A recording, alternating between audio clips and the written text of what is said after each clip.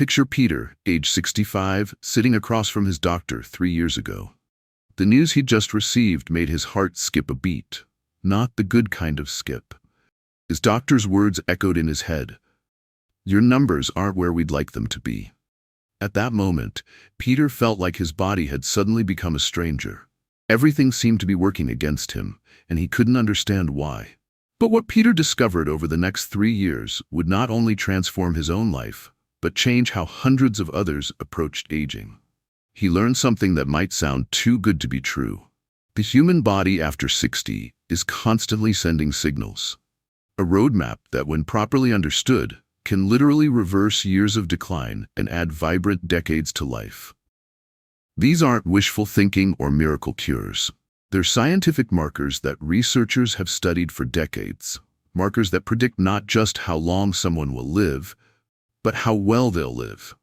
And the remarkable part is that every single one of these signals can be improved, no matter where someone starts. Stay with us to the very last second, because you'll walk away with simple actions that can launch your own comeback. And if anything here feels familiar, type true in the comments. We're listening. Let's dive into what researchers are calling the new crystal ball of aging. It's not in your blood work. It's not on your scale. It's in your stride. Stick around. This one signal might surprise you. The way someone walks today is one of the most accurate predictors of how they'll feel 10 years from now. This truth hit Peter particularly hard when he realized he was unconsciously walking behind his wife Sarah at the grocery store. Not because she was in a hurry, but because he had gradually slowed down. That evening, he timed himself walking from their front door to the mailbox. What used to take 45 seconds now took almost 2 minutes. He wasn't just walking slower, he was shuffling, his feet barely lifting off the ground. Walking speed serves as a window into the entire body's health. When researchers study longevity, walking speed appears repeatedly as one of the most reliable predictors of both lifespan and health span.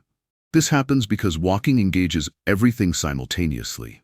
The heart must pump efficiently, the lungs need to deliver oxygen, muscles must fire in coordination, the brain has to process balance and direction, and bones need to support the entire system. When walking speed declines, it's like the body's check engine light illuminating. But unlike a car's warning light, this signal can be reprogrammed. If you are still here, find out what Peter did to improve his stride. Peter started with something deceptively simple. Every morning, while his coffee brewed, exactly 4 minutes, he walked back and forth in his kitchen at a deliberately brisk pace. Not jogging or power walking, just purposeful movement. The first week, 4 minutes felt endless. By the third week, he found himself naturally walking faster to the bathroom, to the car, around the house. By the 6th week, Sarah was struggling to keep up with him. The breakthrough came when he added a soundtrack to his walks. Psalms with a tempo around 120 beats per minute, think Sweet Caroline or Walking on Sunshine, naturally encouraged a healthier stride. The body automatically synchronizes to rhythm, making the exercise feel effortless and enjoyable. Twice a week, Peter incorporated gentle hills into his routine. Nothing dramatic, just inclines that made his heart work slightly harder. The key was consistency over intensity, progress over perfection. 3 months later, during a visit to their daughter in Colorado, Peter and Sarah walked around downtown Denver for over an hour at 5,280 feet altitude. 3 years earlier, he would have been gasping for breath within 2 blocks. Instead, he felt energized throughout their exploration of shops and cafes. This demonstrates the power of addressing walking speed. Improving this single signal upgrades the entire system. Better walking leads to improved cardiovascular health, enhanced lung capacity, stronger muscles, better balance, and increased confidence. The science is clear. Even modest improvements in walking speed after 60 can add years to life and life to years. A study following over 34,000 older adults found that those who maintained or improved their walking speed had significantly lower mortality rates than those whose speed declined. Peter's transformation began with 5 minutes of intentional walking daily. Within weeks, this small change cascaded into improvements throughout his entire system, proving that the body's signals aren't just warnings, They're invitations to reclaim vitality. And coming up next, the signal hiding right in the palm of your hand. Literally. What you learn here might have you squeezing a tennis ball while watching the rest of this video. Don't go anywhere. The day Peter's neighbor Bill called him over to help open a pickle jar marked a turning point in both their lives. Two grown men stood in Bill's kitchen, both unable to conquer a simple jar of pickles. That evening, Peter began researching grip strength, and what he discovered changed how he understood aging entirely. Grip strength isn't merely about opening jars or carrying groceries. It serves as a direct measurement of overall muscle mass, nerve function, and cardiovascular health. Researchers call it a biomarker of aging. When grip weakens, it often signals that the entire muscular system is declining. Studies reveal that people with stronger grips at age 60 not only live longer, but maintain independence longer. They're less likely to need assistance with daily activities, experience fewer falls, and recover more quickly from illness or surgery. The connection is physiological. Hands connect to everything. Every grip engages muscles running up the arms, connecting to the core, and stabilizing the entire body. Peter decided to transform this signal into an advantage through what he called invisible grip training. While watching television, he squeezed a tennis ball during commercial breaks. During phone calls, he used hand grippers. While reading the morning paper, he performed finger exercises, spreading fingers wide, then making tight fists. The beauty of grip training lies in its accessibility. It can be done anywhere, anytime, without anyone noticing. Peter modified his daily activities to incorporate strength building. He carried grocery bags the final 50 feet from cart to car, made single trips from car to house carrying multiple bags, and held objects slightly longer than necessary. His favorite technique was the farmer's walk modification. Once weekly, he filled 2 equal-sized containers with water, gallon jugs or large detergent bottles, and walked around his backyard, carrying them for 2 minutes. As strength improved, he gradually added more water. 3 months later, when Bill presented another pickle jar challenge, Peter opened it effortlessly. The surprise in Bill's eyes was evident. Peter handed him a tennis ball with simple instructions. Squeeze 30 times while watching the evening news. Every night. 6 weeks later, Bill was opening his own pickle jars, but the benefits extended far beyond condiment access. Peter noticed he could carry luggage more easily, work in the garden longer without fatigue, and play more actively with grandchildren. His handshake became firmer. His confidence grew. The science behind grip strength is compelling. Research published in The Lancet found that grip strength was a stronger predictor of cardiovascular death than systolic blood pressure. Another study of nearly 140,000 adults across 17 countries found that grip strength was associated with lower risk of heart attack, stroke, and death from any cause. This happens because grip strength reflects the health of the entire neuromuscular system. Strong hands indicate healthy nerve pathways, adequate protein synthesis, proper hormone function, and effective blood circulation. When grip strength is maintained or improved after 60, it signals that these crucial systems are functioning optimally. Peter's transformation began with simple daily exercises that took minutes to perform. Within months, he had not only regained functional strength, but discovered that improving this single biomarker enhanced his overall sense of capability and confidence. The lesson is clear. Strong hands equal a strong life. This signal, often overlooked, provides one of the most accessible pathways to maintaining independence and vitality well into the later decades. Here's a challenge for you. Can you put on your socks standing up? If that made you laugh or cringe, stay tuned. Signal number 3 will reveal why that simple movement could predict your future independence. The morning Peter realized he needed to grab the dresser to put on his socks marked a sobering moment in his aging journey. Such a simple task, standing on one foot while dressing, had become impossible without support. That afternoon, he decided to fight back against this decline. Balance represents far more than merely avoiding falls. The ability to maintain stability reflects the health of the inner ear, nervous system, muscle strength, and brain function. When balance deteriorates, it's like the body's navigation system beginning to fail, and the consequences extend far beyond physical stability. The statistics surrounding falls after 60 are sobering. Falls represent the leading cause of injury-related death in people over 65. However, the real tragedy isn't just the falls themselves. It's the fear of falling that begins to limit life.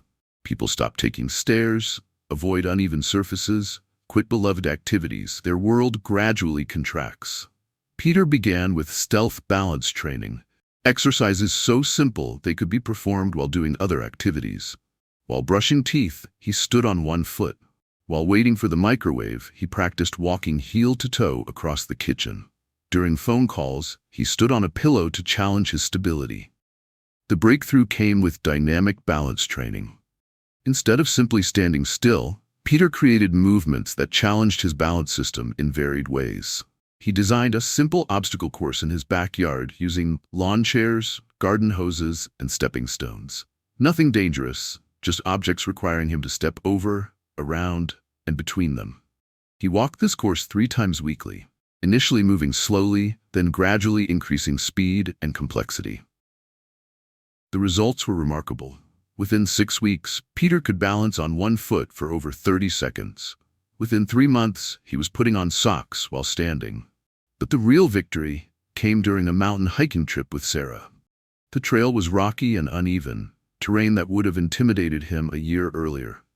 Instead, he confidently navigated the path, stepping from rock to rock, enjoying the challenge rather than fearing it. His body had remembered how to trust its own stability. Balance isn't a fixed talent someone either possesses or lacks. It's a skill that can be rebuilt at any age. The inner ear contains organs called the vestibular system that help maintain equilibrium. Like any bodily system, if not challenged, it weakens. When challenged safely and progressively, it can become stronger than it's been in years.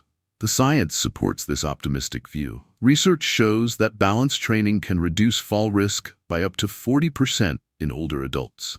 Studies demonstrate that even simple balance exercises performed for just 15 minutes 3 times per week can produce significant improvements in stability, confidence, and quality of life. Peter's balance renaissance began with standing on one foot while performing routine activities. He progressed to more challenging exercises like closing his eyes while balancing, which forces the body to rely on other balance systems, creating overall strength. The goal wasn't perfection, but progress. Every second of improved balance represented a second of preserved independence. Peter discovered that rebuilding balance wasn't just about preventing falls. It was about reclaiming confidence, expanding possibilities, and maintaining the freedom to move through the world without fear. His transformation proved that balance, like other aging signals, isn't an inevitable decline, but an opportunity for renewal.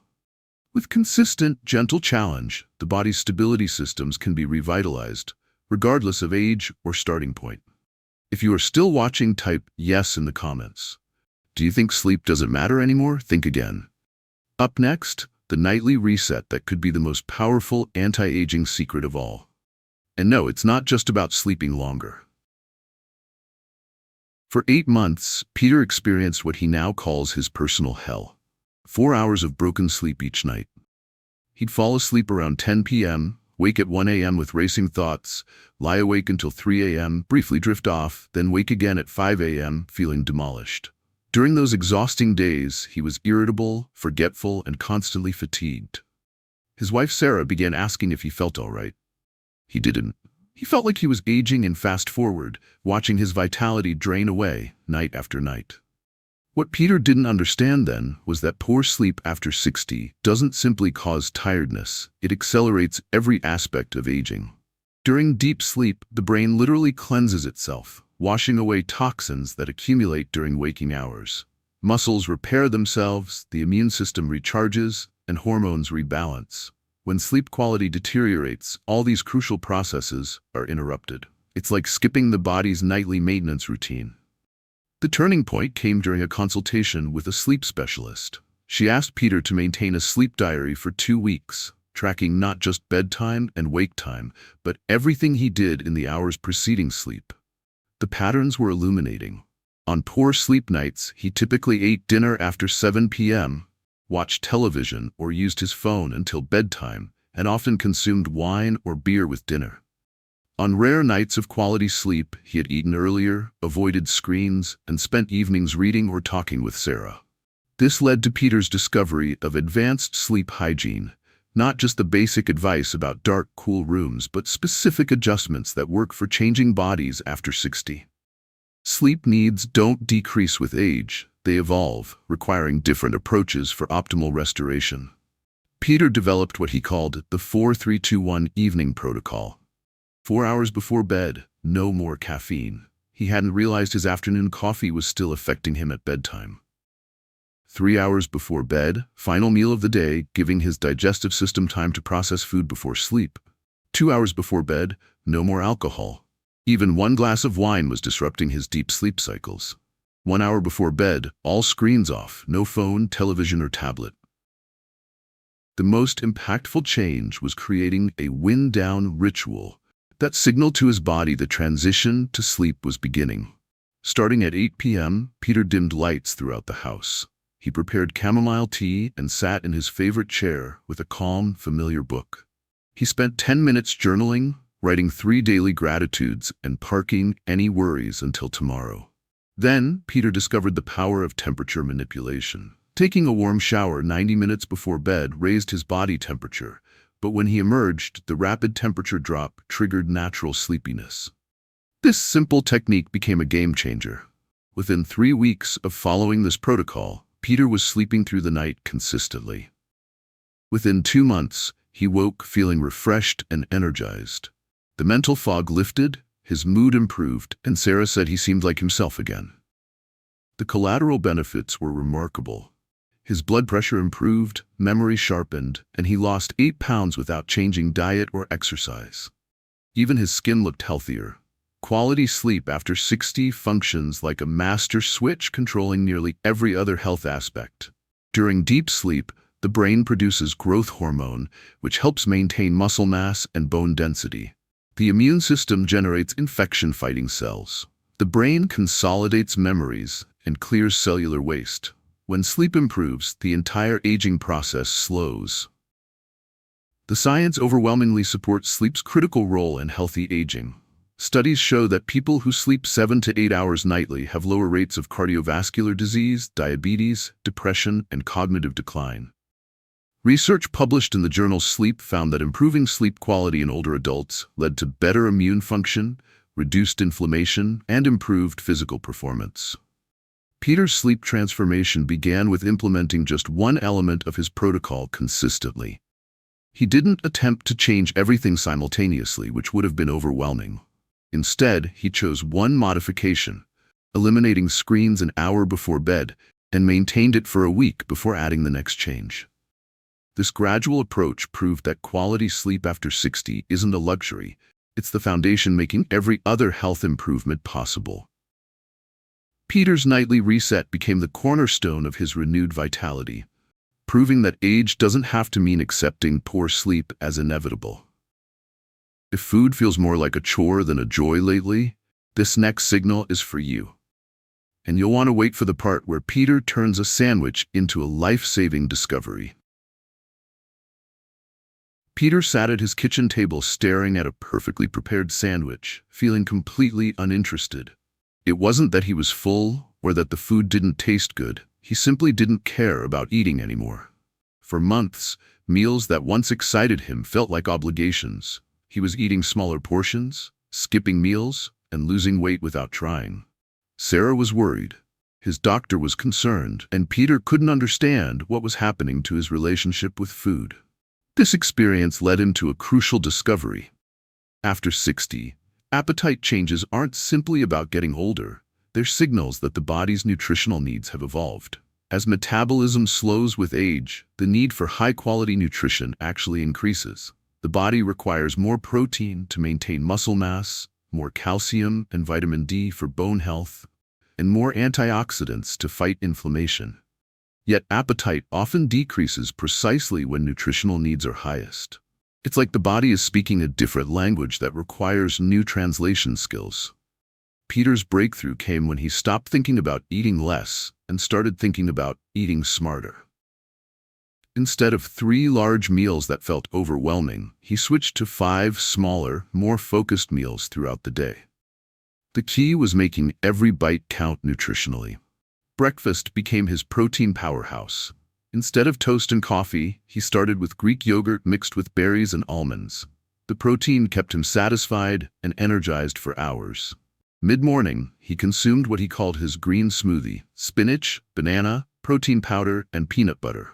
Despite sounding unusual, it tasted like a milkshake while delivering more nutrition than his previous breakfast. Lunch became his rainbow meal. Peter challenged himself to include 5 different colors on his plate: red tomatoes, orange carrots, yellow peppers, green spinach, purple cabbage. This approach transformed eating into an engaging game while ensuring variety kept his taste buds interested. The real transformation occurred with dinner. Instead of eating alone while watching television, Peter treated dinner as a social event. He and Sarah sat at the table, phones put away, actually discussing their day. When Sarah traveled, he called children or grandchildren, eating while they chatted. The difference was remarkable. Making eating social restored his appetite. There's something about sharing meals, even virtually, that makes food more appealing and satisfying. This discovery led Peter to understand that appetite isn't just about hunger, it's about connection, pleasure, and meaning. Peter also discovered food prep with purpose. Every Sunday, he spent an hour preparing what he called emergency nutrition: hard-boiled eggs, cut vegetables, portioned nuts, and homemade trail mix. When he wasn't hungry for full meals, he could access these nutritious snacks that maintained stable energy levels. The most surprising discovery was that as his nutrition improved, his appetite returned. It was as if his body began trusting that it would be fed well, so it started requesting food again. Within 3 months, Peter was anticipating meals, trying new recipes, experimenting with spices, and actually enjoying cooking. The benefits extended far beyond renewed appetite. His energy levels stabilized throughout the day, eliminating the afternoon fatigue that had become normal. His strength began returning, and his mood improved noticeably. The science behind nutrition after 60 is compelling. Research shows that adequate protein intake, about 1.2 grams per kilogram of body weight daily, is crucial for maintaining muscle mass and preventing sarcopenia, the age-related loss of muscle tissue. Studies demonstrate that older adults who consume adequate protein have better physical function, fewer falls, and greater independence. Micronutrient needs also increase with age. The body becomes less efficient at absorbing certain vitamins and minerals, making nutrient-dense foods even more critical. Research published in the Journal of Nutrition found that older adults who consumed the most colorful fruits and vegetables had better cognitive function and lower inflammation markers. Peter's nutritional renaissance began with focusing on getting 25 grams of protein at each meal, about the size of his palm, in chicken, fish, or tofu, or a cup of Greek yogurt, or 2 eggs with cheese. He didn't worry about calorie restrictions or complex diet rules, just adequate protein consumption. This simple focus created a cascade of positive changes. Adequate protein helped maintain muscle mass, which supported metabolism, which improved energy, which enhanced mood and motivation. The interconnected nature of nutrition after 60 became clear. When one element improves, everything else follows. Peter learned that food after 60 isn't just fuel, it's medicine. The right foods can reduce inflammation, support brain function, maintain muscle mass, and boost immune function. Inadequate nutrition accelerates aging and increases disease risk. His transformation proved that changing appetite isn't a problem to solve, but a signal to adapt. When someone learns to work with their body's new needs instead of against them, food becomes one of the most powerful tools for thriving after 60. The key insight was that nutritional needs don't decrease with age. They become more specific and more important. Peter's journey from food indifference to nutritional enthusiasm demonstrated that it's never too late to rebuild a healthy, joyful relationship with eating. This next one is sneaky. You won't feel it on the surface, but it's aging your body faster than anything else. Keep watching to find out how to silence the invisible enemy within. On an ordinary Tuesday morning, Peter sat reading his newspaper when he noticed his jaw was clenched so tightly it hurt. His shoulders hunched near his ears, and his breathing was shallow and rapid. He hadn't even realized he was tense, but when he stopped to pay attention, he discovered this level of physical tension had become his normal state. This moment of awareness led to a shocking realization. Peter was carrying around a silent killer more dangerous than high blood pressure or diabetes. He was living with chronic stress, and after 60, stress doesn't just create discomfort, it literally accelerates aging at the cellular level. When someone experiences chronic stress, their body produces elevated levels of cortisol, the so-called stress hormone. Small amounts of cortisol are normal and healthy, but excessive, prolonged exposure begins breaking down muscle tissue, weakening the immune system, disrupting sleep, and even shrinking parts of the brain. Peter began monitoring his stress patterns and made a sobering discovery. He was carrying anxiety about things completely beyond his control. His children's careers, world events, financial security and retirement, his health, Sarah's health. Every morning, he'd wake and immediately review his mental worry list. Every evening, he'd replay conversations, wondering if he'd said something wrong, planning for problems that might never occur. The physical toll was measurable. His blood pressure had increased, he was getting sick more frequently, his back and neck were constantly tight, and he felt exhausted despite full nights of sleep. This led Peter to discover stress resilience, not eliminating stress, which is impossible, but changing how the body responds to it. The first technique seemed almost too simple, the 4-7-8 breathing method.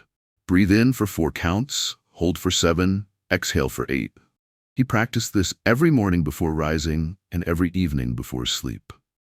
Within a week, Peter noticed something remarkable. Acute stress moments, like getting stuck in traffic or receiving unexpected bills, no longer sent his body into full panic mode. The breathing technique had trained his nervous system to remain calmer during challenges. The real brew came with worry time scheduling. Instead of allowing worries to contaminate his entire day, Peter designated 15 minutes each morning as dedicated worry time. He'd sit with a notebook and write everything bothering him, then divide the list into 2 columns, things he could control and things he couldn't. For controllable concerns, he'd make specific action plans. For uncontrollable worries, he'd literally say aloud, "I'm choosing to let this go," then close the notebook and refuse to think about those issues for the remainder of the day. This approach sounded too simple to be effective, but it was remarkably powerful. By containing worry to a specific time and place, it stopped contaminating the rest of his day. Peter also implemented micro-stress breaks. Every 2 hours, he'd stop whatever he was doing and take 60 seconds to relax his shoulders, unclench his jaw, and take 5 deep breaths. Just 60 seconds, but it prevented stress accumulation throughout the day. The most surprising stress reducer was laughter. Peter began watching comedy specials, reading humorous books, and seeking people who made him laugh. He learned that laughter literally changes brain chemistry, reducing stress hormones while boosting feel-good chemicals. Within 3 months of implementing these stress management techniques, Peter's blood pressure dropped to normal levels. His sleep improved dramatically.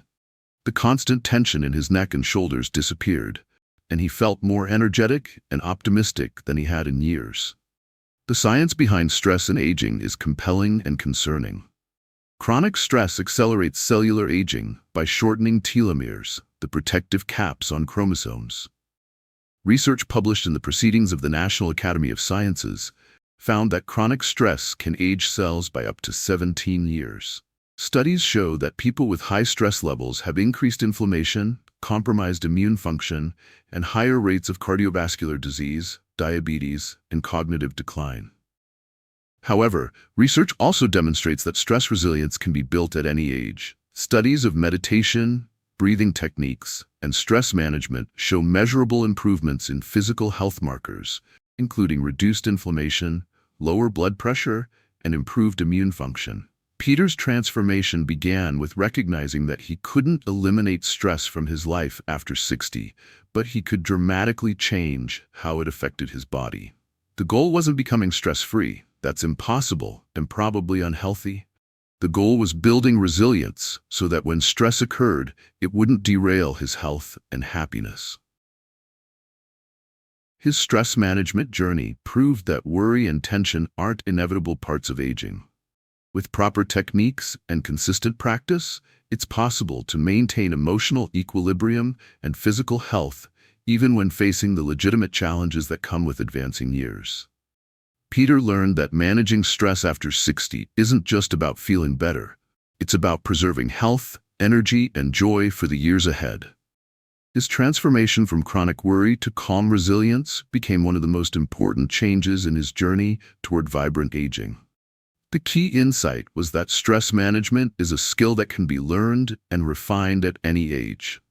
Peter's experience demonstrated that it's never too late to break free from the invisible chains of chronic stress and reclaim peace of mind. And finally, the signal that could literally save your life, and it's got nothing to do with your heart, lungs, or bones. It's about something deeper and more human. 3 years ago, Peter experienced what he now calls his invisible crisis. From the outside, everything appeared perfect. He was healthy, financially secure, married to his best friend, with loving family nearby. But inside, he felt disconnected, irrelevant, and increasingly isolated. Retirement had ended his work identity. Many close friends had moved away or developed health problems. His adult children were busy with their own families and careers. Even though married to Sarah, he felt like he was slowly disappearing from the world, becoming invisible and unnecessary.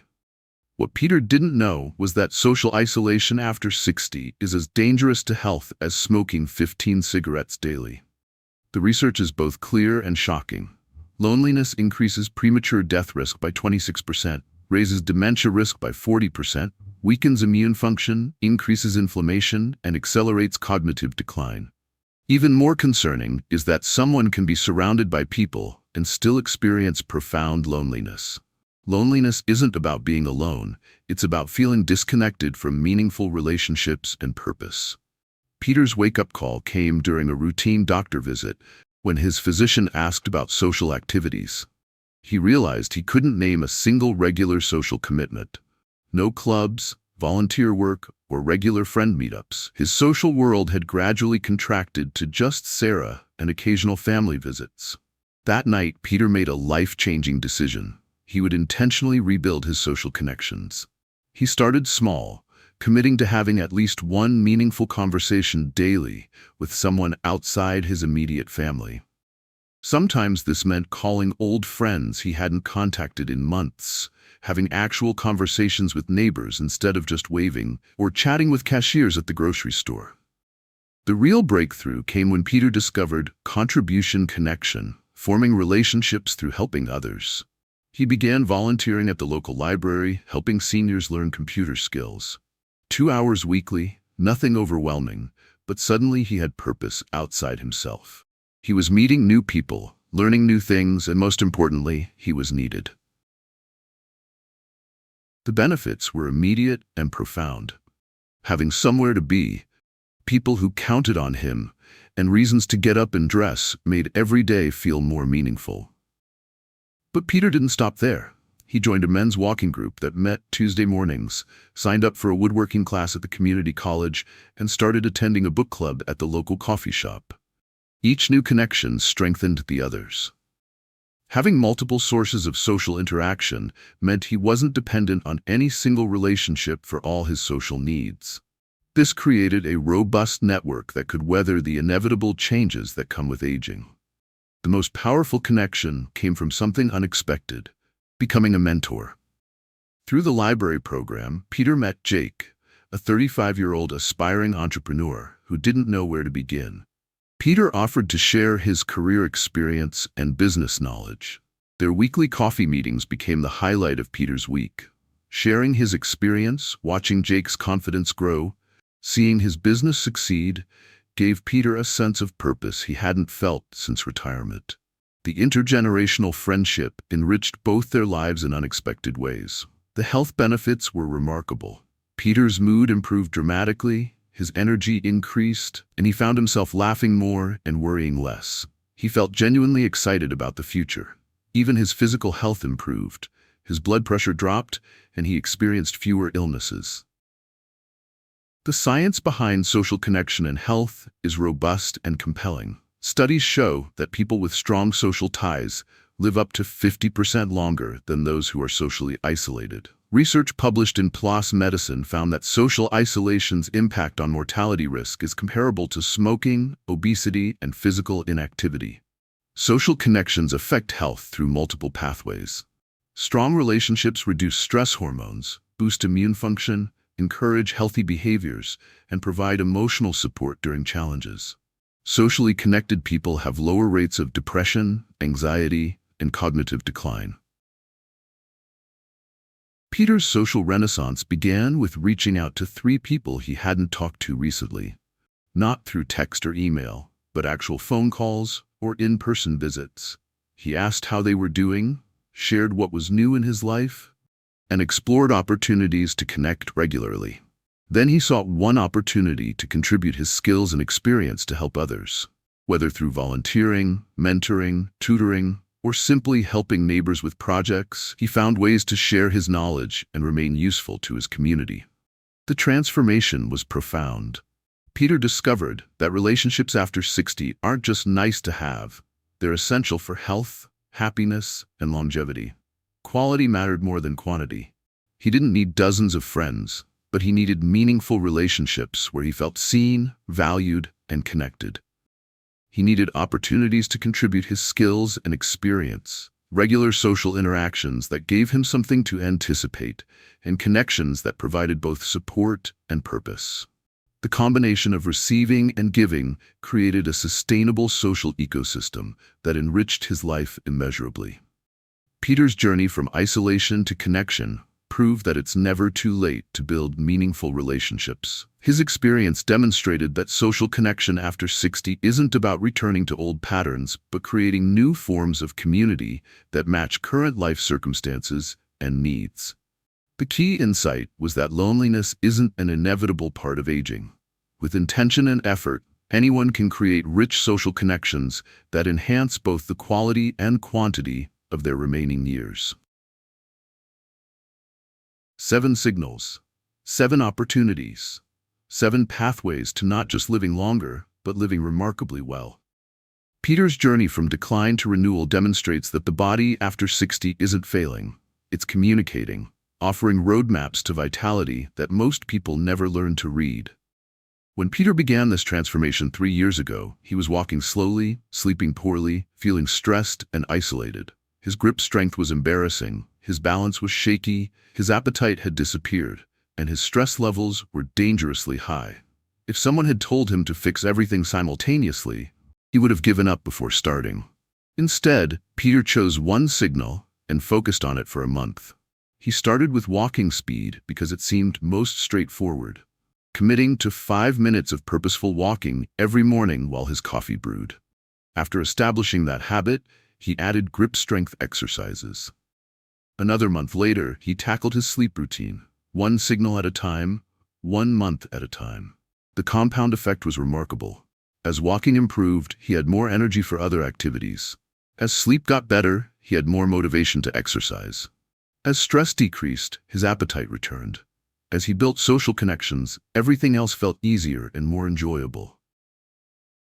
The transformation extended far beyond individual health markers. 6 months ago, Peter and Sarah took their long-discussed trip to Italy.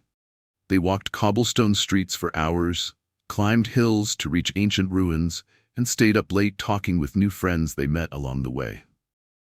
3 years earlier, that trip would have been a struggle. Peter would have been exhausted, stressed, and probably would have spent most of it worrying about keeping up or staying safe. Instead, it became one of the best experiences of their lives. They were active, energetic, confident, and fully present for every moment.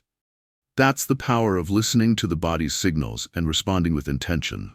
Peter's body had been speaking to him through his walking speed, grip strength, balance, sleep, appetite, stress levels, and social connections.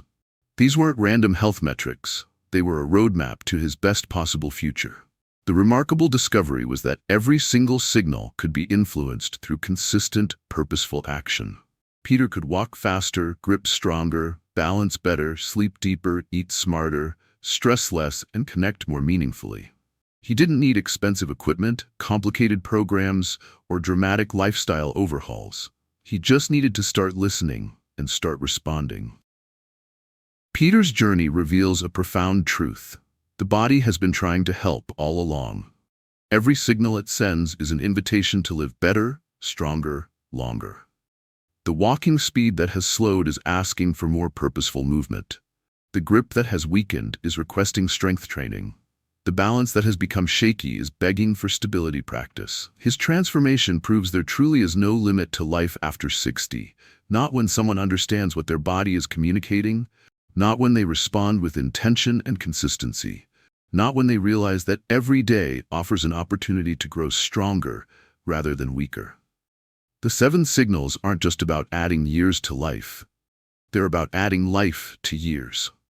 Peter's experience demonstrates that with proper attention and response to these biological messages, the years after 60 can be filled with vitality, purpose, confidence, and joy. This isn't about turning back the clock. It's about ensuring the clock keeps ticking for many years to come, with each day lived fully and meaningfully. Peter's story proves that the best years don't have to be behind us. They can be ahead of us, supported by bodies that are listened to, respected, and cared for with intention. The body is ready to support that journey. All that's required is learning to listen to what it's been trying to say and taking action based on its wisdom. Peter's transformation from decline to renewal shows that remarkable change is possible at any age when we become partners with our bodies rather than adversaries. There truly is no limit to life after 60. The body's signals aren't warnings of inevitable decline. They're invitations to remarkable renewal. Peter's journey proves that with attention, intention, and consistent action, the years ahead can be the strongest, most vibrant, and most fulfilling of all. Before you go, don't forget to like this video if it inspired you. Subscribe for more stories and tips that make life after 60 richer and stronger. And leave a comment with the word vitality if you're ready to take that first step. Together, let's grow a community where aging becomes something to look forward to.